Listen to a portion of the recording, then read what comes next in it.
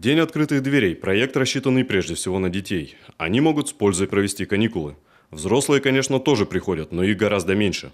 А вот значение акции для юных любителей спорта трудно переоценить. Приятно смотреть, как дети приходят. То есть даже многие родители отзываются о том, что можно оставить здесь ребенка спокойно, уйти на 2 часа, и с ребенком ничего не произойдет. Он, скажем так, под присмотром стадиона находится, может спокойно бегать, заниматься.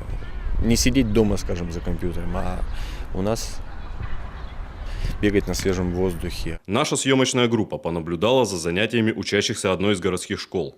Кто-то с удовольствием гоняет мяч на футбольном поле, а кто-то выполняет беговые упражнения. Все под руководством преподавателя физкультуры. Многие из этих ребят регулярно участвуют в различных соревнованиях. Скоро они отправятся на финал всероссийских президентских состязаний в Анапе.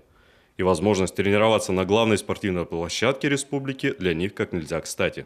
Хотел бы, во-первых, поблагодарить республиканский стадион за то, что нам предоставили время, место, для того, чтобы мы подготовили детей и ребят к всероссийскому этапу президентских состязаний.